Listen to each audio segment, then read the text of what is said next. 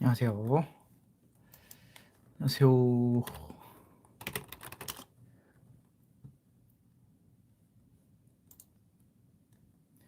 일단 홍보부터 해야겠군요. 잠시만요.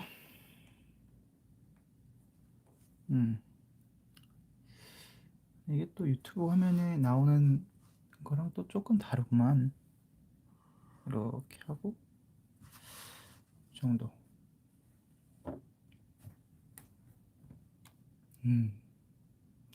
이거 화면이 마음에 안 드는데.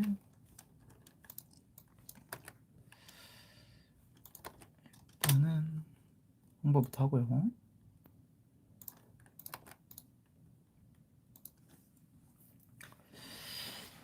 자,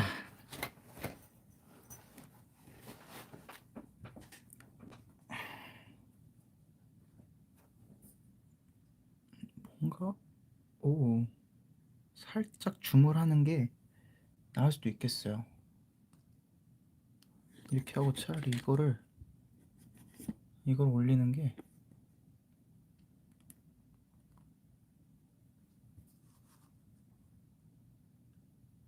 네. 약간 별론데?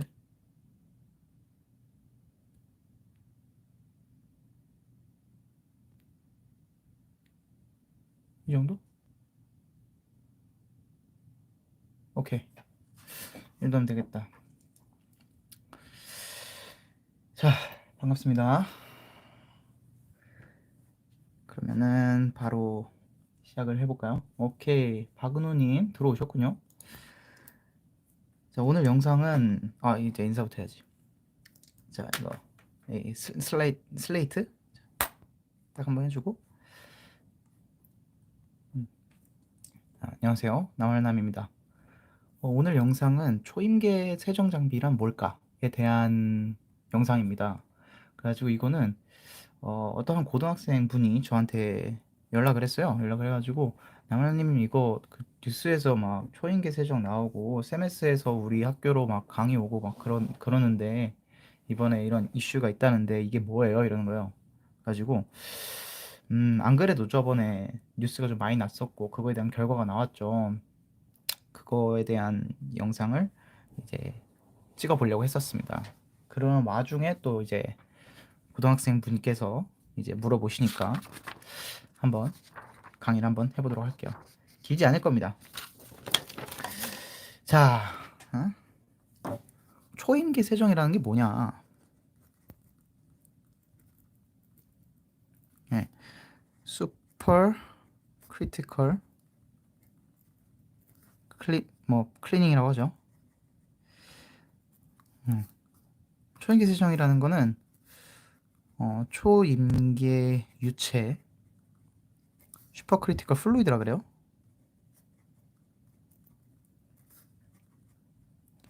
를 이용한 세정이야. 네. 설명이 아무것도 안 되죠. 그러면은 이 초임계라는 게 뭐냐? 네? 그리고 유체라는 게 뭐냐?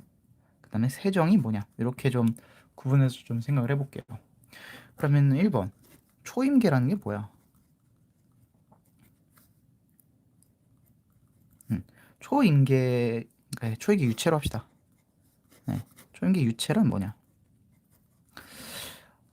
이제 고등학생 분께서 이거를 아실지 모르겠는데 아셨으면 좋겠군요. 고체가 있죠. 액체가 있고요. 기체가 있죠. 그 다음에 우리 상평형도라고 배운 적 있죠? 상평형도 그림이 좀 이쁜 게 있나?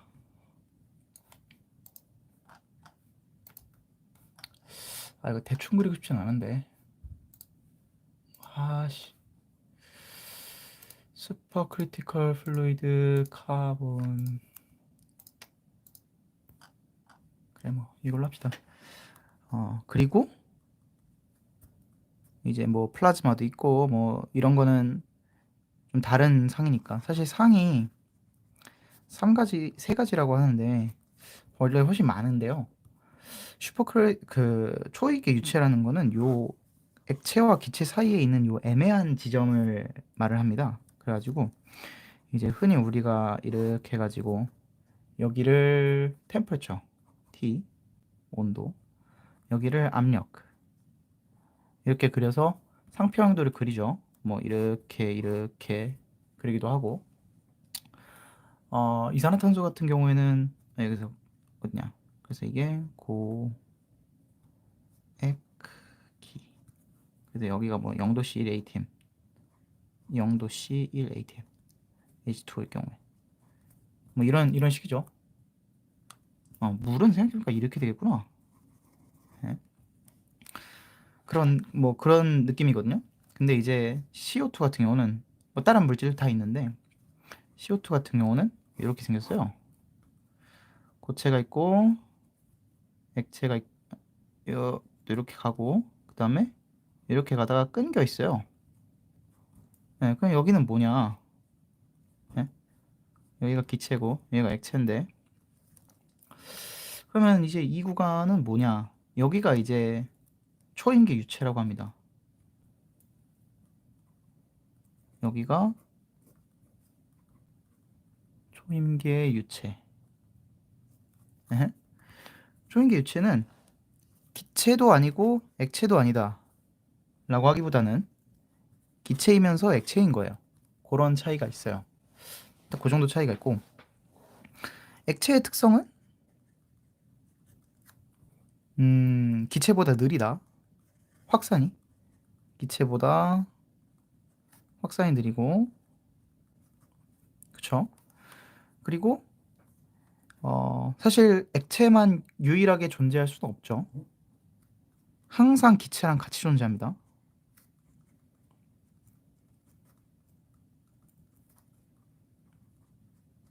왜? 증기압이라는 게 있으니까. 네.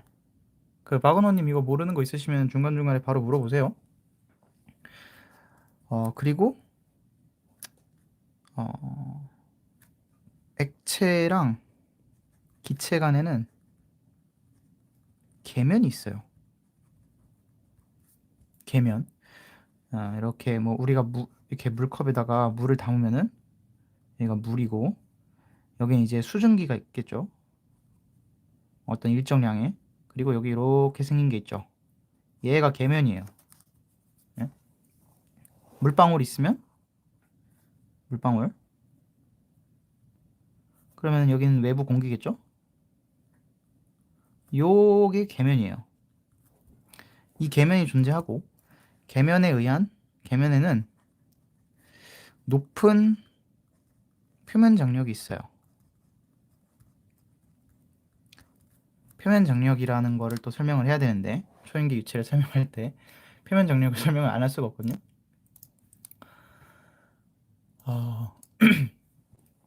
이 표면 장력이라는 거는 여기 물이 있어요. 물 분자가 있고 여기 물 분자가 있죠. 그럼 서로 끌어당기는 거예요. 서로. 요게 표면 장력이에요. 간단해요. 근데 그게 온 세상에 다 있는 거죠. 막 물들이 막 있어요. 그럼 서로 막 계속 잡아당기려 그래. 계속 이렇게 계속 이 컴프레시 계속 잡아당기려 그래. 서로. 그래서 이 물방울 안에 있으면 예를 들어서 우리 물방울이 큼지막하게 있다고 칩시다. 물이 왜 둥근지도 설명이 되는데 이 가운데 있는 물방울 있죠. 얘는 이 주변에 있는 모든 애들이 다 균일하게 잡아당겨요. 그렇죠? 그러니까 이 어떻게 보면 이게 힘의 평형이 있는 거죠. 그런데 표면에 있는 애들을 생각을 해볼까요? 여기 있는 물방울 생각해 봅시다. 여기 있는 애는 이 안쪽에 물방울들이 있죠.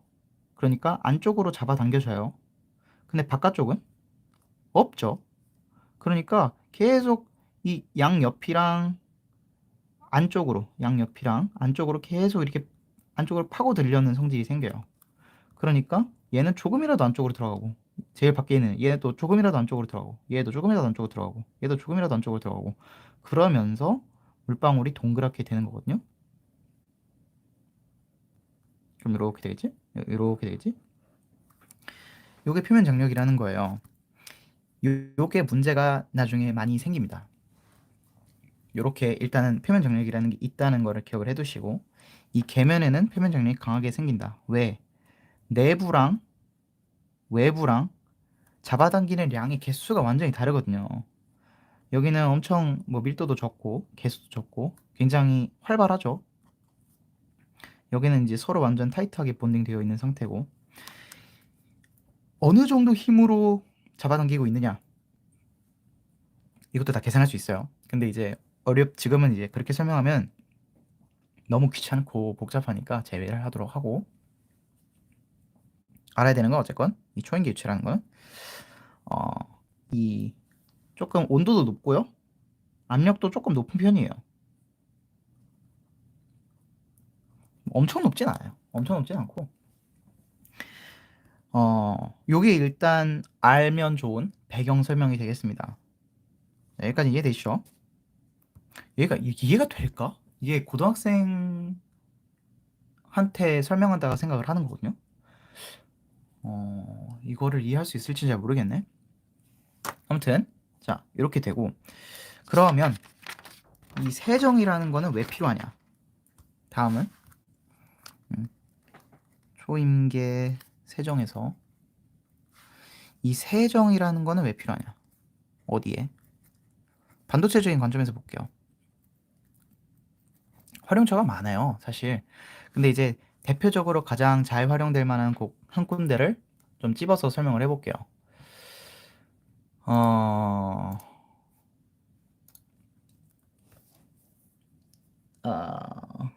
뭐 D램을 생각해 볼게요. 제일 먼저 떠오르는 거니까. D램을 생각을 해볼게요. D램 공정이 어떻게 되냐? 그 고등학생분은 이제 D램 공정이 어떤지 알게 될 겁니다. 근데 어쨌건 처음에 아이소 공정이라는 게 있어요. 아이소 공정이라는 게 있고, 그 다음에 이제 쭉쭉쭉쭉 가는 건데, 뭐 아이소, 이거 말해도 되는지 모르겠다. 이거 그 한올 출판사에서 나온 책에 나오긴 하니까 되겠다. 네. 아이소 공정이 있고, 뭐 BG, 어, 어, 왜 갑자기 생각이 안 나요? 아이소, BG, 그 다음에 이제 색 공정, MLM 공정, 뭐 이게 쭉쭉 있어요. 근데 뭐 이런 것들은 지금 중요한 건 아니고, 아이소 공정을 예시를 하나 들어볼게요. 아이소 공정이라는 건 뭐냐면은, 우리가 D램을 만들 때 굉장히 작은 땅에다가 만들거든요. 어떻게 그리면 좋을까? D램이라는 게 어쨌건 트랜지스터가 들어가는데, 이렇게 있고, 여기가 실리콘이에요. 실리콘이 있고, 여기 트랜지스터 하나, 네. 그 다음에 또 여기 트랜지스터 하나,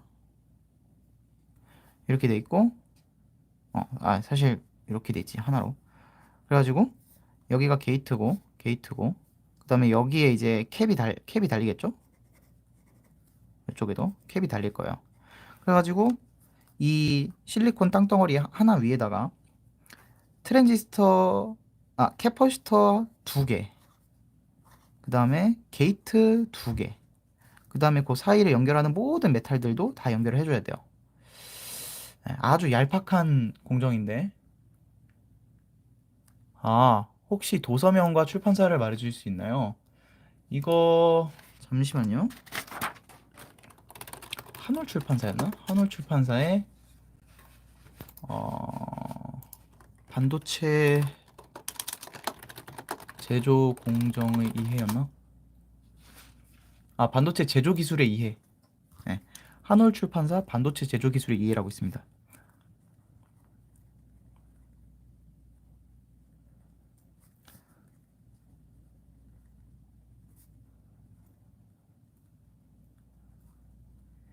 이거는 좀 되게 어려워요. 그러니까 이게 어렵다고 그랬더나? 되게 잡다 해요. 그래가지고 솔직히 현업분들이 자기 공정 이외의 다른 공정을 참고할 때 좋은 책이라고 생각합니다. 그냥 취준생 분이 보기에는 되게 량이 방대하고 디테일해서 그 흐름만 익히는 정도로 생각하시는 게 좋을 것 같아요. 뭐야, 질문이 많네. 반도체 공부하실 때 영상부터 찾아봅니다. 초기 강의나 책으로 이론 학습할 때 추천하는 책이 있으신가요? 어, 째 SZT. 반도체 공정인가? 반도체 집적 공정. 자, 어, 어, 게리 사이먼 메이인가? 게리 S 메이 그리고 사이먼 M 제 SZT의 반도체 집적 공정이라는 책이 있어요. 이거 한글화도 되어 있기는 합니다. 이거 참고하시면 될 것 같고요. 오케이. 아무튼 이어서 요 실리콘 위에다가 게이트 두 개, 뭐 캡 두 개, 그다음에 이걸 연결하는 수많은 이 라인들을 만들어야 돼요. 근데 얘가 얼마나 작냐면 정말 정말 작아요. 그래서 이거를 우리는 원래 웨이퍼가 예를 들어서 평평한 땅을 위에서 보겠습니다. 평평한 땅을 이렇게 보면은 여기 어떻게 돼 있냐면은 이렇게 돼 있어요. 요렇게 요렇게 요렇게 요렇게 요렇게 요렇게 요렇게 요렇게 다 이렇게 돼 있어요. 얘네들이 이렇게 솟아 있는 겁니다. 이렇게 있고 또 옆에 있겠죠. 그 지금 이렇게 위에서 보는 게 여기 이렇게 보고 있는 거예요. 이게 엄청 작아요. 이게 글쎄 지금 정확한 수치를 말하면 제가 잡혀갈 텐데 뭐 아무튼 작아요. 대충 50나노보단 작다고 해둘게요. 50나노보다 확실히 작으니까 뭉툭하게 작아요. 그래서 이거를 만들 때 이제 높은 아스펙트 레이쇼를 가진다고 하거든요. 이 구조물이. 자, 그럼 이 아스펙트 레이쇼가 뭔지 알아야겠죠? 아스펙트 레이쇼라는 건 이 길이 대비 예를 들어 구조체가 이렇게 있으면 사실 이게 이렇게 안 생겼고요. 거의 이렇게 생겼어요. 이렇게 있으면 이 땅 대비 이 땅의 비율입니다. 어, 밑변 높이. 그러면은 밑변분의 높이 이렇게 되는 거죠. 반도체에서 이게 가장 큰 거는 이제 캐퍼시터가 이게 가장 크고요. 근데 지금 여기서도 이게 꽤 크죠? 여기에 비해서 이게 굉장히 높죠. 그리고 이게 실리콘이란 말이에요. 실리콘이 좀 말랑말랑해요. 그래가지고 이런 구조체를 만들 때 문제가 생깁니다. 기존 초임계 세정에선 이 세정이라는 거는 이런 실리콘 이런 구조물이 있으면 여기 이렇게 뭔가 덕지덕지 껴 있을 거 아니에요. 그죠? 예. 이거를 닦아내야 되는 거죠. 그럼 어떻게 닦냐? 기존은 여기 이거를 이제 물을 뿌려요. 예, 물을 뿌리는 건 아니고 세정액을 뿌립니다. 여기다 그래가지고 여기 이렇게 서브머지를 시켜요. 이렇게. 그러면 이제 얘네들이 이게 녹아 나오겠죠. 그 다음에 헹궈내요.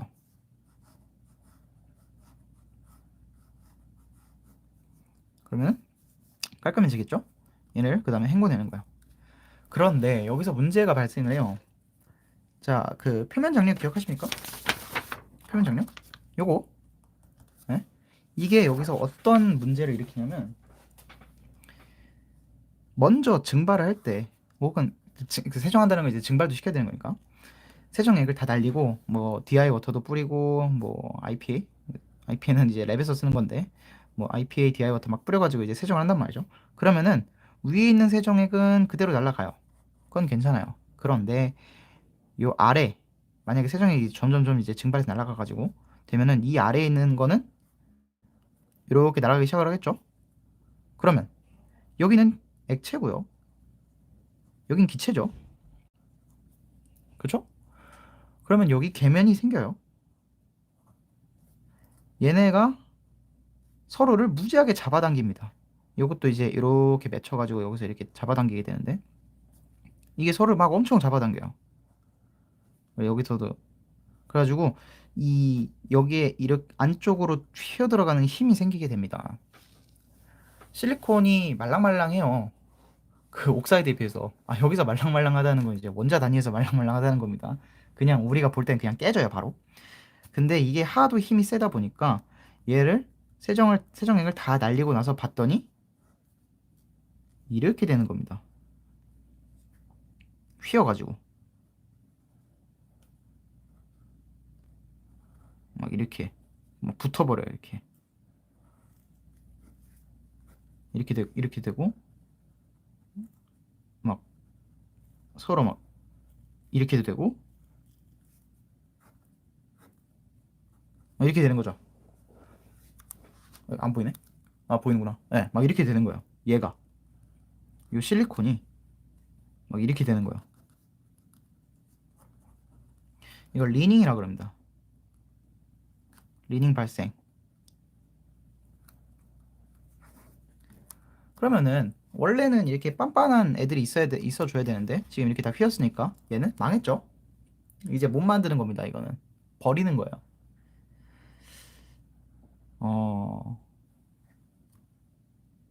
유감입니다. 그래서 이거를 이제 고치려고 세정액의 온도도 높여보고 뭐 바꿔도 보면서 이 서페이스 이 표면 장력을 줄이려고 많이 노력을 했어요. 근데 잘 안 된 거죠. 그때 우리의 초임계 세정 장비가 딱 들어옵니다. 초임계 세정 장비는 뭐야, 내가 설명하다 말았네. 자, 잠깐 미안해요. 진짜 미안해요. 여기로 돌아와서 아까 이 액체는 계면이 있어서 표면 장력이 있다 그랬죠. 초임계 유체는 계면이 없어요. 왜냐면 액체랑 기체가 서로 잡아당기는 힘이 동일해요.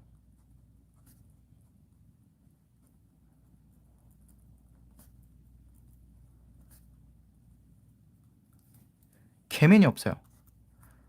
기체한테 압력을 막 주면은 기체도 어쨌건 가까워질 거고, 온도를 막 주면은 액체도 이제 서로 멀어지려고 한단 말이죠. 그게 약간 서로 맞아지는 그 지점이 이제 초인계 유체가 된단 말이죠. 아주 덜 물리적으로 설명을 하면.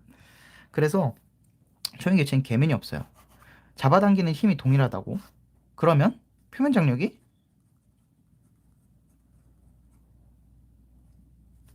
없어요.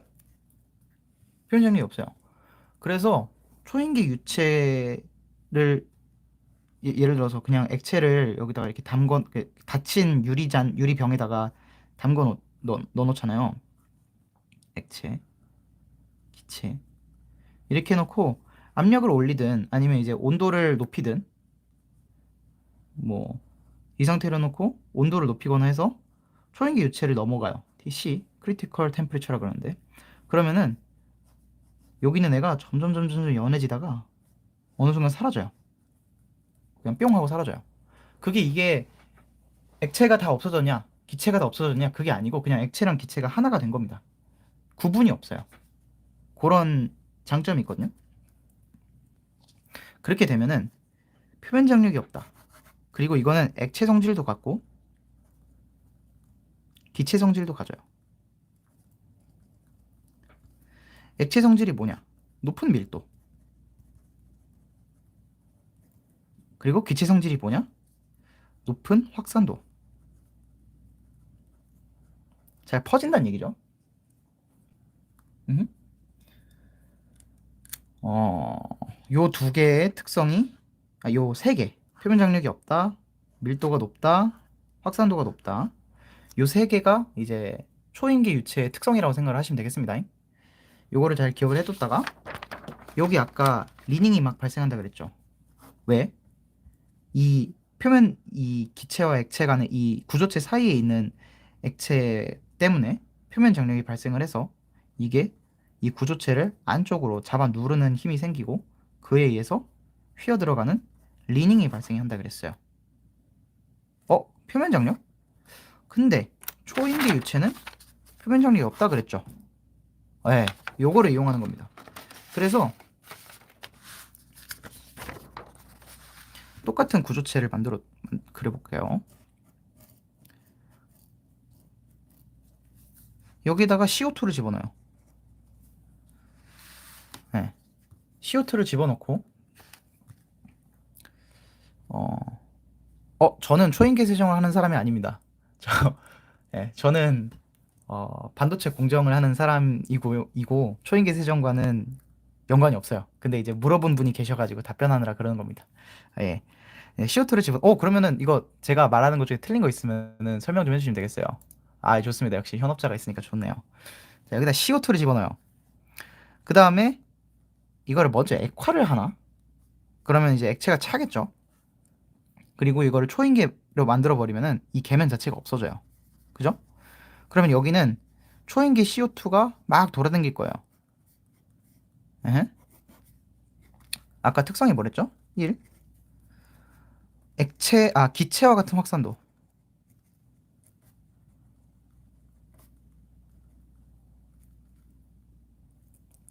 10배 이상 높거든요. 그러면은 이 높은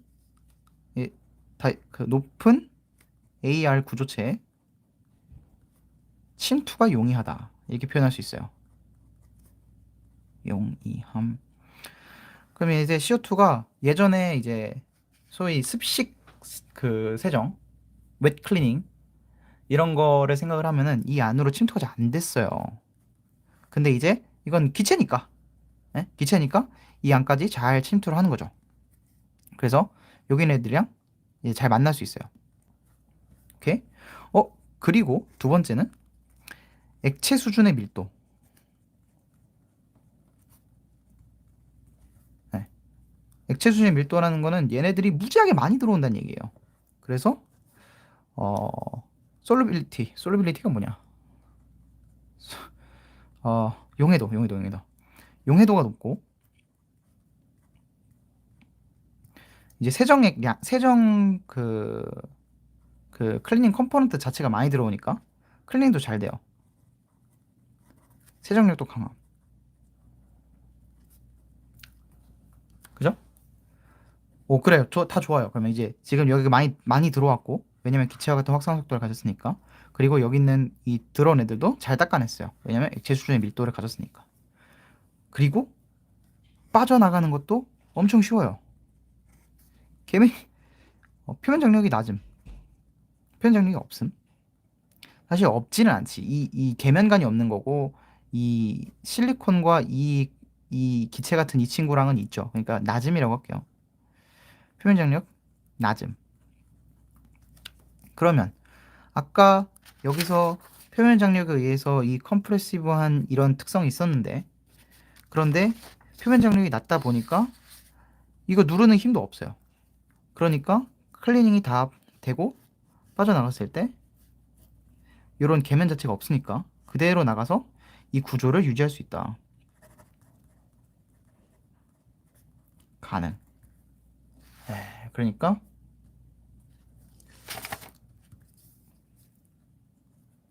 아주 좋은 클리닝 장비다. 좋은 장비다. 이렇게 말할 수 있는 겁니다. 요게 이제 초임계 클리닝의 기본 원리예요.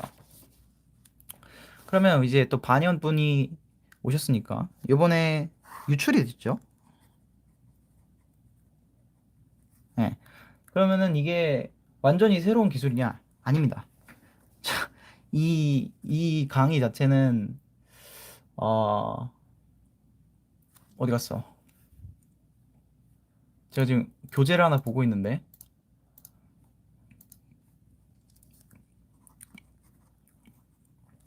Super Critical Fluid Cleaning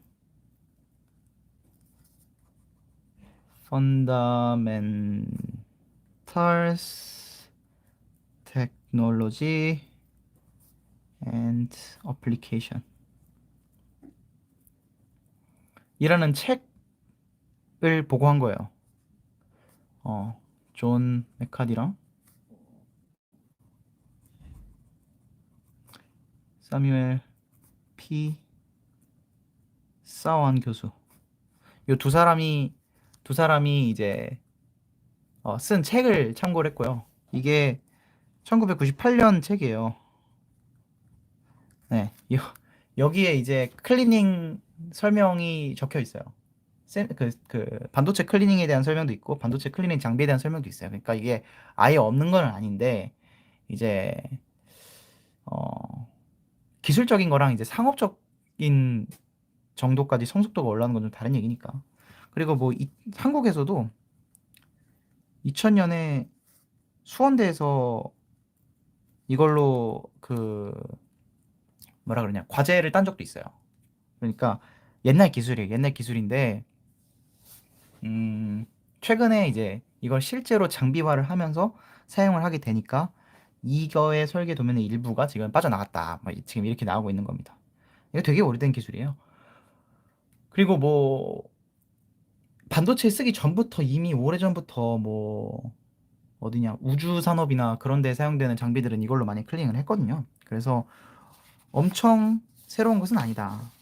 다만 기술을 털어가긴 했죠. 나쁜 놈들이에요. 아무튼 그런 식인 거고, 좀 요약을 하자면 초임계 유체 클리닝은 초임계 세정 장비는 하나 설명하는 거 있다. CO2를 쓴다 했었죠. 이 CO2를 쓰는 것도 좀 이제 장점이 많은데 기존 클리닝 용액이 클리닝 화합물 요게 독성이 좀 있었어요. 얘는 이제 유기물을 닦는, 주로 유기물 제거에 쓰이는데 독성이 있었어요. 근데 CO2 독성 있습니까? 없죠? 마셔도 되죠? 많이 먹지 마시고. CO2는 독성도 없어요. 그리고 이렇게 그냥 깔끔하게 닦여 나가니까 잔여물 자체도 없어요.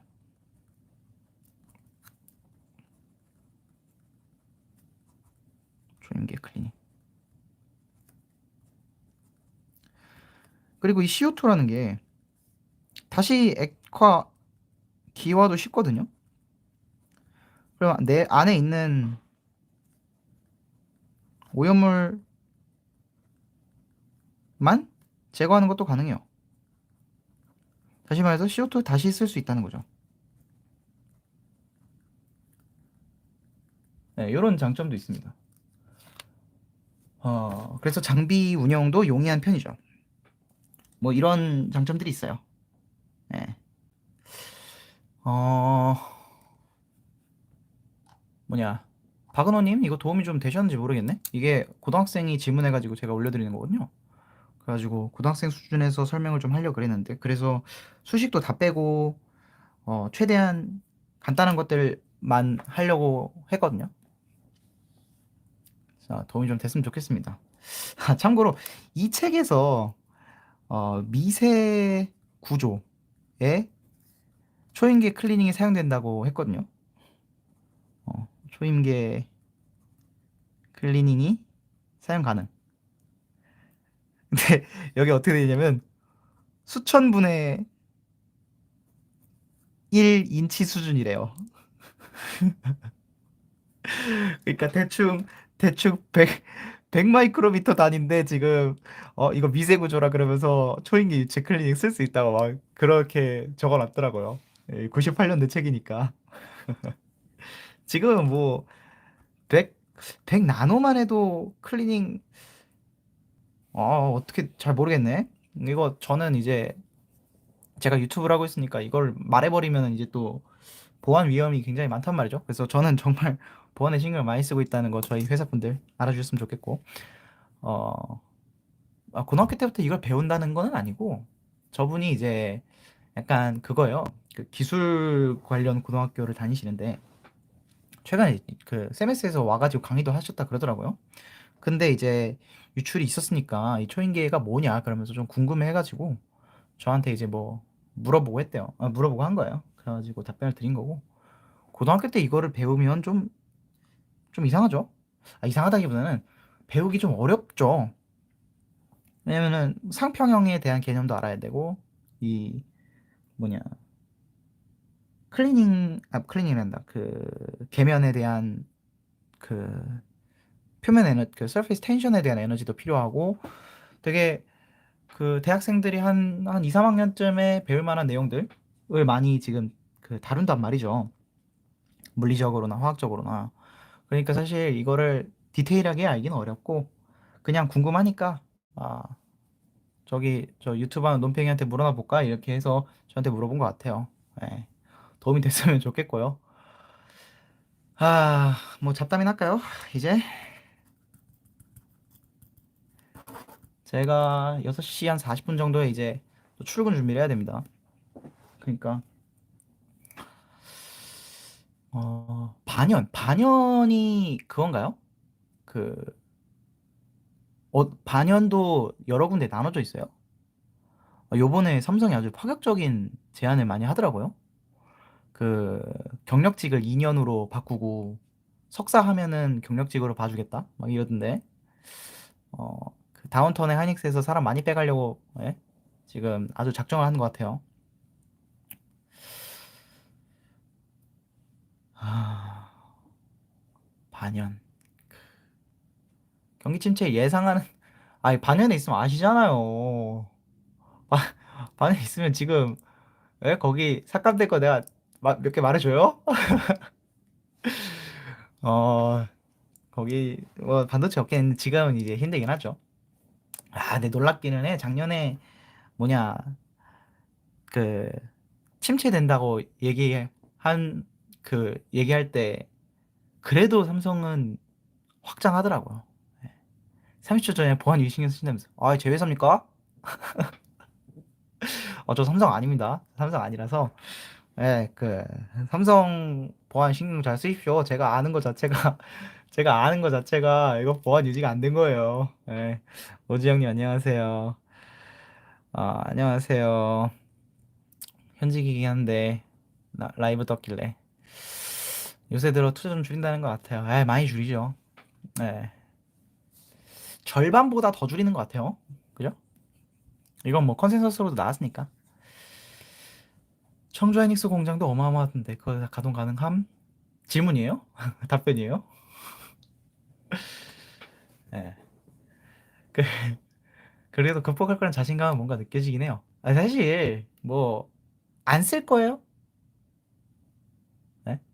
안 쓸 겁니까? 서버 안 쓸 거예요? 우리 삼성도 그렇고 하이닉스도 그렇고 우리 메모리 회사들이잖아요. 그러니까 디램 막 만들 거 아니야. 디램 어디다 쓸 거예요? 서버에 쓸 거 아니에요. 서버 안 쓸 거예요? 여러분 넷플릭스 안 볼 거예요? 예? 아마존 안 쓸 거예요? 무조건 쓴다고. 그러니까 그냥 이번 다음 테크는 건너뛰고 다다음 테크 사야겠다 그냥 이렇게 하는 거지 절대로 부족하지 않습니다. 제가 반도체 시장에 대한 그 영상 올린 게 하나 있어요.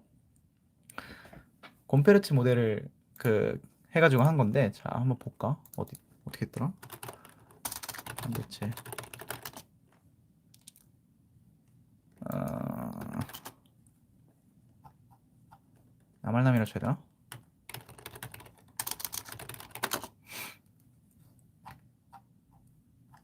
아씨 자 홈 내 채널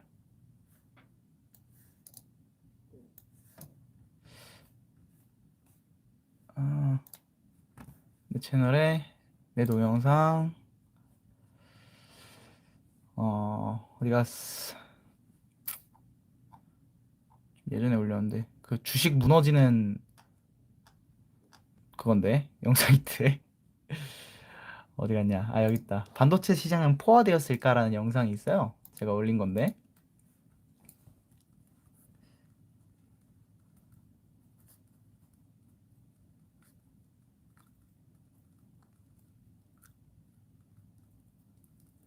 이 영상인데 여기를 보면은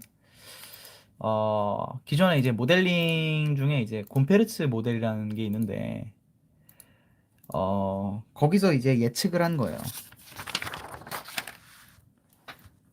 기술의 성숙도, 판매량 이런 걸 예측할 수 있는 것 중에 곰페르츠 모델이라고 있는데 대충 이런 모양을 띄어요. 처음엔 완전 바닥을 기다가 이게 시간이고요. 여기는 이제 어떤 량인데 트랜지스터 수라고 해볼게요. 트랜지스터 어디든 들어가니까. 그랬을 때 자, 이렇게 가면 이제 다 끝난 거예요. 이제 세상은 트랜지스터는 더 이상 쓸모가 없다면 이미 다 나온 상황인 거죠. 그리고 여기는 이제 기술의 시작점이고요. 현재는 어디일까? 그래서 이 부분이 제일 팽창이 가장 빠른 순간.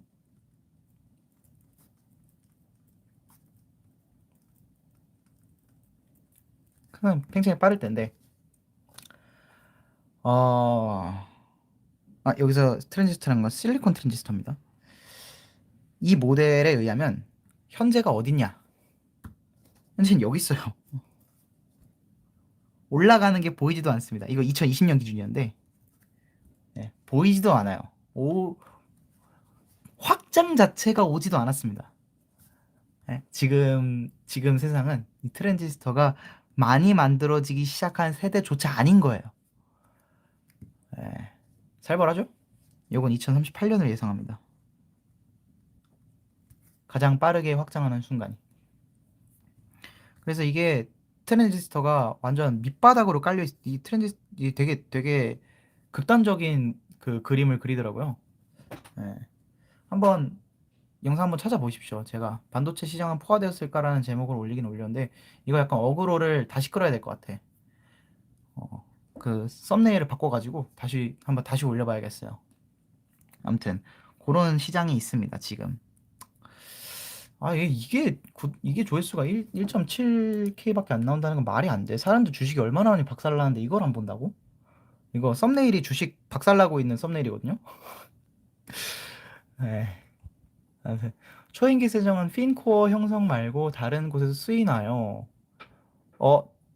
이 영상 처음 앞에 보면은 나오는데 디램 아이소에 쓰입니다. 이건 쓰인다고 할 수 있어요. 이거는 다른 외부 자료에도 많이 있으니까.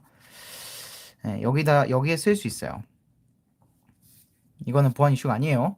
아셨죠? 이거 다른 자료에 많이 나옵니다. 인터넷에 찾으면. 아이소 공정에 쓰일 수 있어요. 이런 얇은 구조체를 만드는 데는 많이 쓸 수 있어요.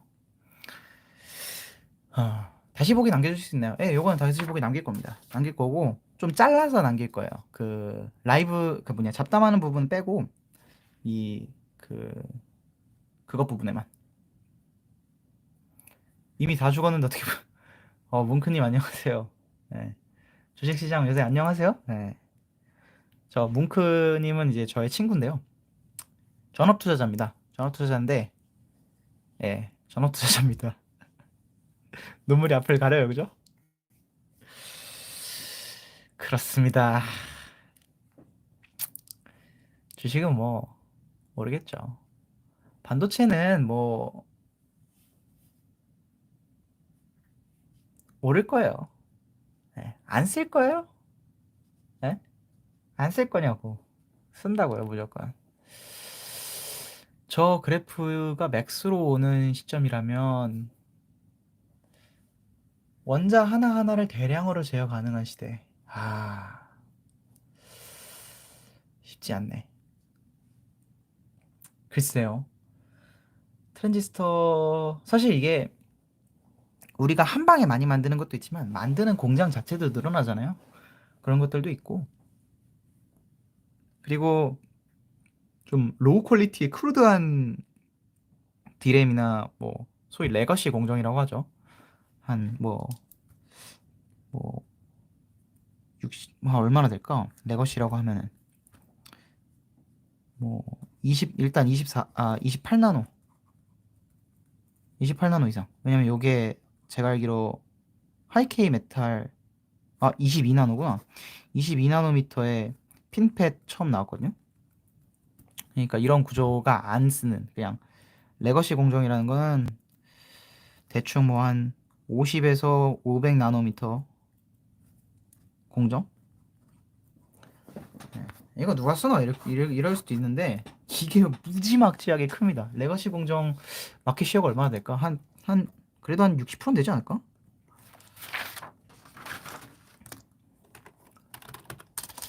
세미컨덕터 레가시 마켓 셰어.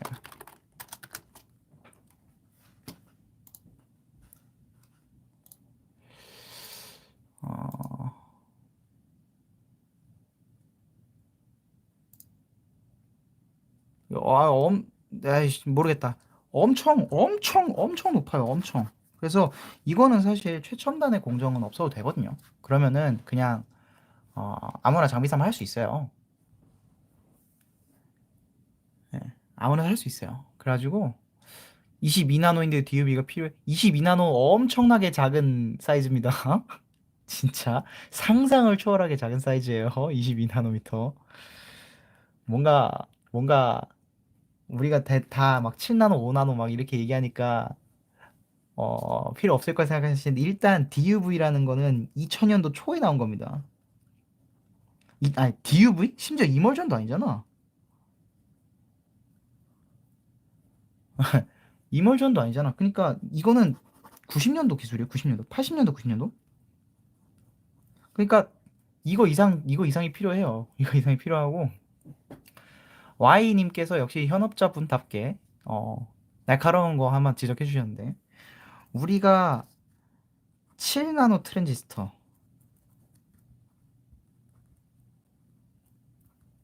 라고 말하는 이거에 7나노가 없어요. 이것도 제 영상이 있습니다. 영상이 있는데 아 동영상 2나노 IBM이 2나노 트랜지스터 만들었다 막 이렇게 막 얘기를 하죠. 근데 보면은 7나노미터가 그렇게 에이씨 어디냐 요거 아니다. 요거는 진짜 IBM 2나노에 대한 영상이구나. 그렇지. 여기 있다. 선폭 7나노는 뭘 말하는 걸까?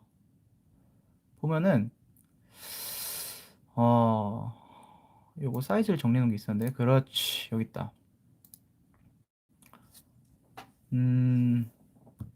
7나노미터 트랜지스터 TSMC에 7나노미터 트랜지스터가 이 테크 사이즈가 얼마나냐면 여기가 54나노고요. 여기가 40나노입니다. 그래서 이렇게 도선이 지나가요.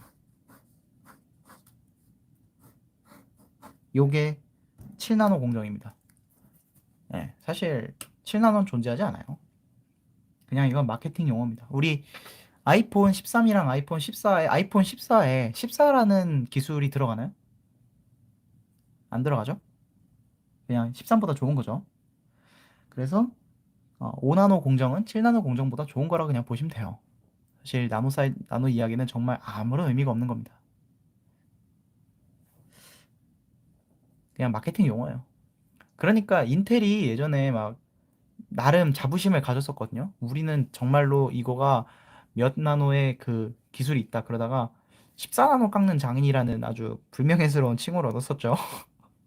그러다가 열받아가지고 아씨 우리 그냥 2나노라고 할래? 지금 그러고 있어요. 메모리랑 파운드랑 선폭이 다른가요? 다릅니다. 삼성분이 계시니까 삼성분 테크로 이름을 말씀을 드릴게요.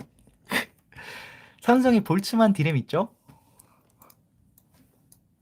볼츠만이 얼마짜리예요? 와이님. 볼츠만 테크가 얼마짜리지? 그 10나노 후반인가? 첫 번째 10나노 때인가? 그죠? 우리 하이닉스 거는 말 안 할 건데 사실 디일렉이라는 그 사이트 아십니까? 디일렉? 얘네 얘네가 다 알고 있어요. 그래서 자, 구글에다 칩니다. 하이닉스 카노푸스. 그러면 2020년에 뉴스가 있어요. 하이닉스 차세대 EUV 적용 디램 개발 코드명 카노푸스. 왜 알고 있는 거야 이거를? 너 이거 뭐 알면 안 되는 거 아니야? 어. 예, 이게 여튼 요게 10나노급 D램이라고 되어 있네요. D램은 10나노급이라고 하면 실제로 10나노예요. 뭐 10 몇 나노다 그럼 실제로 10 몇 나노예요. 어, 삼성 볼츠만 D램 치면은 또 D일렉에서 뉴스를 냈어요. 뭐야, 이건 D일렉이 아닌가? 요거는 그 ETN 뉴스다. ET 뉴스? 전자신문. 그래서 20나노네. 20나노 볼츠만. 에? 그래서 볼츠만부터 시작해서 볼츠만, 파스칼, 암스트롱, 케플러 이렇게 있어요. 보안 관리 잘합시다 우리. 보안은 중요합니다. 아무튼 카노프스라는 거는 그 하이닉스 디램이고 이제 삼성은 케플러라는 디램인데 얘네는 뭐 케플러를 기준으로 하면 16나노 디램이거든요. 케플러. 이게 16나노미터 디램이에요. 그러면 실제로 16나노미터로 환산할 수 있는 구간이 있어요. 정확히 어딘지는 말씀 안 드리겠습니다만 우리가 뭐 8F 스퀘어, 뭐 6F 스퀘어 뭐 이런 식으로 있죠. 요거 모르겠으면은 저희 유튜브 검색하시면 나옵니다. 8F2, 6F2, 나말남 이렇게 치면 나올 거예요. 요 6F 스퀘어 이 F가 이 값은 아니고요. 요거를 잘 환산하면 요 값이 나옵니다. 그래서 우리가 얼마 때다 이렇게 말을 하죠. 그러고 보니까 삼성 그거 어떻게 됐나? 그 12점 땡나노 그거 있죠? 지금 차세대로 하고 있는 그거요. 그거 한번 그거 됐잖아요. 3에서 8로 바뀌었잖아요. 그거 어떻게 되고 있는지 좀 궁금하네요. 네. 궁금한 것이 있는데 반연에서 일하는 거랑 양산공정에서 일하는 거랑 차이가 많나요? 어, 차이가 뭐 있죠. 네. 양산공정은 일단 지금 양산이 되고 있는 기술에 대한 내용이고 지금 양산이 되고 있는 거에서 크게 문제가 생기지 않는 수준에서 조금 더 좋게 수정을 해가는 그런 것들이 양산이라고 보면 되고 그 다음에 이제 반연에서 하는 거는 없던 거를 만들어야 돼요. 그래서 안 되던 거를 되게 일단 먼저 해야 되는데 여기서 안 되던 거를 되게 한다의 수준이 삼성 얼마 때 양산으로 넘겨요? 그거 수율? 대충 글쎄 한 30에서 50% 만들면은 되면은 이제 슬슬 개발 이제 넘기기 시작을 할 거예요. 여기가 연구단이고 여기가 양산단이면 양산단은 뭐 80% 이상은 나와야겠죠. 이거 수율도 비밀이라서 말씀을 못 드립니다만 80은 넘는 거 다 아니까. 예. 어, 하여튼 이거 좀 세 단계 정도로 나뉘는 것 같아요. 이 연구단이 있고 그다음에 이제 실제로 막 올려가는 단이 있고 양산단이 있어요. 그래가지고 좀 다르죠.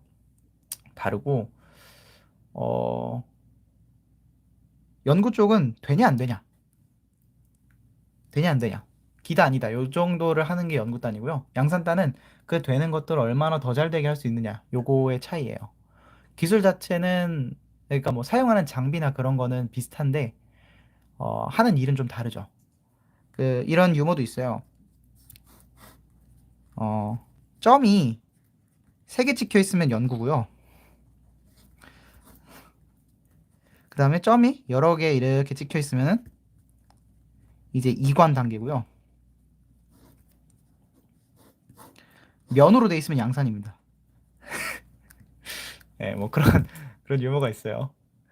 그래가지고 데이터 처리하는 양 자체가 다르죠. 양산이랑 연구는. 연구는 없던 데이터가 너무 많이 나오고 양산은 수많은 데이터 중에 조금 더 좋은 것들을 뽑아가는 방식으로 가죠. 그런 차이가 있습니다. 40분이군요. 45분까지 방송할게요. 저도 밥 먹고 이제 출근해야 돼요. 지금 야간 당직 중이라. 으, 기술 자체로 치면 엑스레이 리소도 건드리고 있죠. 엑스레이 리소도 하죠. 나말남님 무슨 일을 하시는 건가요? 비밀입니다. 말씀을 드릴 수가 없어요. 현직 카닉 디램 클리닝 팀인데 반갑네요. 오, 반갑습니다. 지금 초인계 세정 장비 고등학생이 질문해가지고 전문 유튜버 아닙니다. 야간 당직에는 주로 무슨 일을 하시나요? 부서마다 다른데요. 저희 부서 같은 경우는 어쨌건 야간에도 야간에도 이제 쭉쭉 진행이 되죠. 그랬을 때 문제가 있지 않도록 처리를 하는 게 있고요. 그리고 이제 야간이라고 주간 일이 없는 게 아니에요. 주간에 일이 쌓여 있으면은 그것도 해야 돼요. 그러니까 두 배로 일한다 보시면 됩니다. 그래서 뭐 이제 다른 부서에서 뭐, 이거 당신네 팀에서 뭐, 이거 우리한테 남겨놓고 간 건데 이거 지금 이상한데 어떻게 해야 되냐. 그러면 뭐, 남겨두시라. 아니면 뭐, 그냥 원복 해달라. 뭐, 라처리 해달라. 뭐, 이런 것들 얘기하는 그런 거라서 그런 좀 잡다한 잡무들을 하고, 오! 한양대 박지읒 기억 교수님 랩실? 그 한양대 CMP 클리닝 하시는 그분 아니십니까? 어허, 또 다 거기서 거기라고요. 여기 반도체 업계는 좁아요. 예, 한국에서는 삼성, 하이닉스 여기서 일단 꽉 잡고 있고 그 다음에 장비 업체들이 있는데 뭐 석사 박사 했다? 그러면 거의 다 알아요. 성대 교수님은 잘 모르겠다. 아, 맞아요. 부산대에도 한 분 계셨던 것 같아요. 그분인가 보다. 아, 반갑네요. 반갑지 않습니다. 저는 클리닝 안 했어요. 네, 저는 차세대 메모리 했었습니다. 석사 때. 진짜 멋진 이야기는 다 했어요. 뉴로모픽 아십니까? 뉴로모픽? 네. 여러분이 의식적으로 무언가를 할 수 있는 거가 가소성이라는 건데 이것이 얼마나 무의식적으로 동작이 가능하냐. 네? 이런 거를 또 메타 가소성이라는 게 있어요. 그거를 제가 반도체로 구현을 했다는 논문입니다. 그런 것도 썼고요. 박사를 왜 안 하셨냐고요? 네가 하세요. 아, 죄송합니다. 아, 죄송합니다. 죄송합니다. 박사, 박사 힘들어 보였어요. 박사 힘들어 보여가지고 안 했고요. 그, 죄송합니다. 급발진해 버렸네. 예. 석사하고 이제 회사를 일단 가야겠다는 생각을 했어요. 돈도 벌어야 됐고. M램은 개발 중인가요? 자, 저는 답변을 할 수가 없기 때문에 구글한테 답변을 맡기겠습니다. 삼성 M램 2022년 1월 13일 삼성 M램 기반 인메모리 컴퓨팅 세계 최초 구현. 인메모리 컴퓨팅. 이거 STT인가? Y님. 이거 STT죠? SOT 아니죠? STT일 것 같아요. 그죠? 삼성은 뭐 M램은 오래오래 하고 있었으니까요. 뭐 M램 양산 중이라고요? 장난 아닌데? 어, 삼성이나 한익은 정년이 몇 살까지 하시나요? 어, 삼성분부터 답변하시죠. 어, 하이닉스는 뭐 길어요. 네, 정년 깁니다. 거기까지 당신이 버티는 겁니다. 네. 하이닉스는 그게 있어요. 자, 팀장을 달았어요. 내가 팀장을 예를 들어 40대 초반에 달았어요. 훌륭하죠? 팀장 바로 위는 임원이거든요. 근데 임원을 못 달았어요. 예를 들면. 그러면 어떻게 됩니까? 마치 이게 장성이 안 된 거죠. 그러니까 스타를 못 딴 거죠. 그러면 어떻게 되는 걸까? 하이닉스는 TL이라는 용어를 써요. 직책을 사람들 부르지 않고 뭐 수석님이라고 부르기도 하는데 수석님은 이제 존경을 담아 수석님이라고 하는 거고 TL이라는 걸로 통치거든요. 그러니까 신입이나 35년 되신 수석님이나 똑같이 TL이라고 불러요. 팀장이 아니면 임원이 아니면 그래서 팀장 TL이요? TL 대문자 한글로 C 대문자로 써보세요.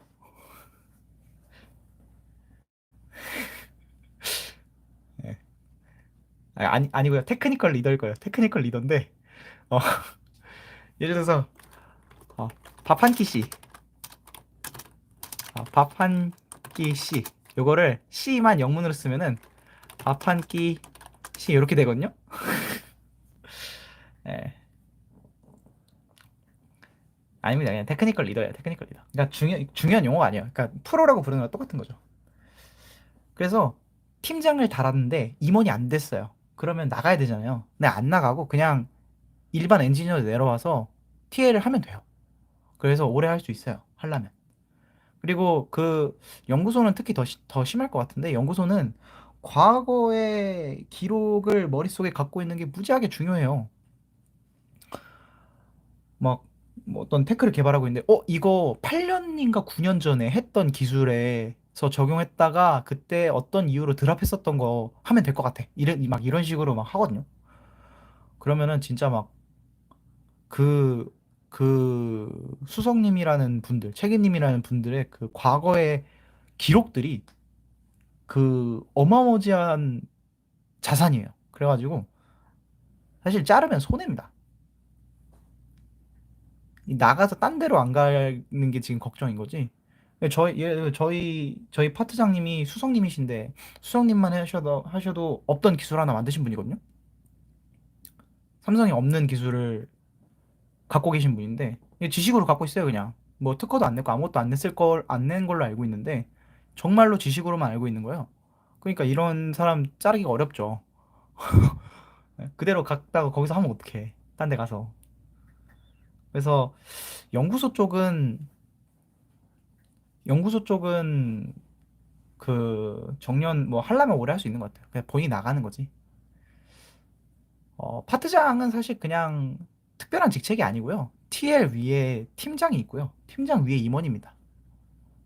3단체계예요. 그래서 TL은 그냥 일반 우리 엔지니어들. 그다음에 팀장은 소위 리더 분이시죠. 그래서 뭐 적게는 한 5명의 팀장도 있는 걸로 알고 있고 많게는 한 3, 400명의 팀장도 있고요. 그 위에는 이제 임원이고요. 임원은 계약직이죠. 그러니까 임원은 당연히 정년이 없죠. 임원은 정년이 없습니다, 여러분. 그냥 뭐 2년 계약직, 3년 계약직 이렇게 되는 거예요. 잘리면 잘리는 거예요, 그냥. 안 부럽죠? 네. 얇고 길게 가는 게 좋아요. TL에서 팀장으로 갈 수 있나요? 당연히 갈 수 있죠. TL 그 승진이에요. TL 하다가 팀장으로 승진하는 거예요. 근데 이제 TL 중에서도 이제 좀 더 소규모로 사람을 리딩하는 사람을 그냥 파트장이라는, 약간 좀 슬프게 말하면 이제 욕 받아주는 사람, 다른 부서에 욕 받아주는 사람. 아, 참. 파트장님들 참 고생이 많습니다. 그런 역할을 이제 하게 돼요. 고과는 좀 좋게 받는 걸로 알고 있는데 팀장 인사권자가 아니기 때문에 사실 이거에 대한 불만도 많죠. 예, 예, 몸빵, 욕 대신 먹어주는 사람, 약간 이런 거요. 그 아래 엔지니어가 뭔가 잘 사고를 쳤어요. 그러면 그 엔지니어가 소속된 파트의 파트장님이 욕을 먹는 겁니다. 예, 좀 그런 거죠. 아무튼 그렇고, 이제 밥 먹고 회사 가야 되는데, 출근하기 싫다. 아니요, 저 출근하기 좋습니다. 왜 무슨 말도 안 되는 소리 하고 있어. 네, 회사 좋아요. 사랑합니다. 네, 행복이 가득한 회사. 음, 어, 네, 밥솥 줄기 있어요. 허먼 밀라 의자 저희 아직 안 왔어요. 연구소를 제일 마지막에 줘요. 그리고 편히 안 쉬어요. 삼성과 다르게. 예? 저희는 야간에 일이 많단 말입니다. 예? 성과급 보고 버텨야죠. 그러니까 내 말이 이게 성과급을 보고 버텨야 되는데 내 내년에 내년에 성과가 있을까? 씨, 무섭다. 이게 삼성과 하이닉스라 얘기를 많이 할 때 흔히 하는 얘기인데, 이제 호황기 때는 둘 다 맥시멈으로 받고 그러니까 하이닉스가 삼성보다 휴가가 한 15일 정도 많거든요. 12일 정도 맞나? 훨씬 많아요. 왜냐면 해피 프라이데이라는 제도가 있기 때문에 엄청 많은데, 이제 호황기 때는 월급도 뭐 거의 비슷하게 주고 그러니까 막 이직을 많이 하려고 하는데 불황기가 되면은 보너스에서 차이가 좀 나지 않을까 예상이 됩니다. 삼성 요번에 맥스로 나왔다면서요. 예? 야, 2023년인데 맥스로 나왔다면서요. 진짜 믿기지가 않는다, 진짜. 아, 부럽다. 예, 그렇다고 뭐 제가 이직을 할 건 아니긴 한데요. 조삼모사 아닐까요? 아니, 아침에 훨씬 많이 줬는데 그게 어떻게 조삼모사예요, 형님. 예? 내년에 이만큼 나와요? 아까 내년에 둘 다 똑같이 0, 0 나올까요? 아, 그쪽 나올 거 아니에요, 얼마. 우리 지금 안 나올 것 같아. 어떡하지? 아, 약간 LG PS처럼 그 LG 디스플레이 PS가 던킨 도너츠였던 적이 있다 그러는데 그렇게 되지 않을까? 아, 한익이랑 성과금 쌈 붙여서 둘 다 과열되긴 했죠. 아, 에이, 그렇게 말씀하시면 섭섭하지, 형님. 우리가 과열돼서 이만큼 받는 겁니까?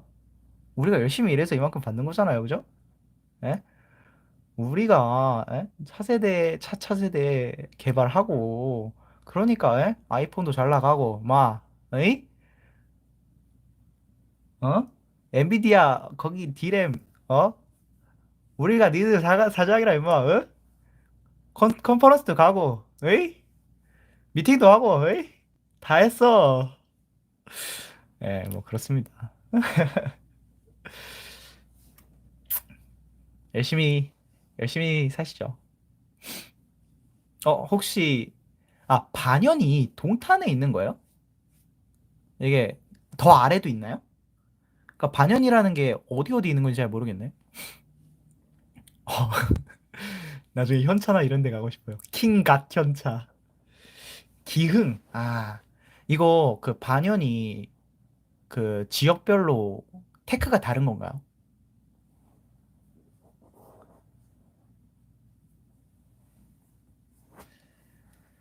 궁금하네. 어, 저도 2년 차입니다. 반갑습니다. 저도 저밖에 몰라요. 헤헤. 저는 우리 또 신입끼리 고생 많이 하시고 돈 잘 법시다. 삼성전자 안 좋은 기억이 있는데 왜 협력사 주자 등록 안 해줌? 이거 삼성 어떻게 된 거예요, 이거? 주차 등록 왜 안 해줬대?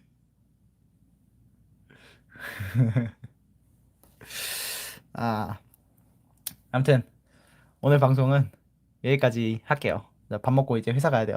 출근해야지. R&D 밥 맛있나 오늘? 하이닉스 식당이나 볼까? 하이닉스 식당. 아, 백송식당 짜글이 족발 쟁반 막국수.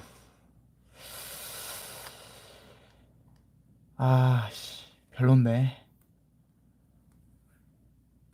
족발 쟁반 막국수. 진짜 정말 개 별론데.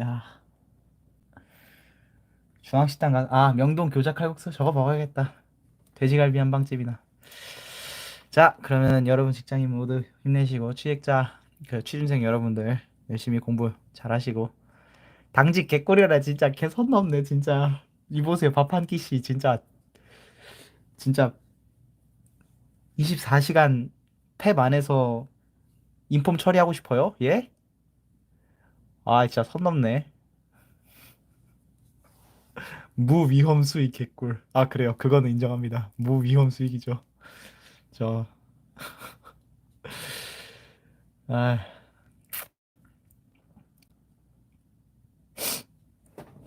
배고파. 씻고 가야겠다.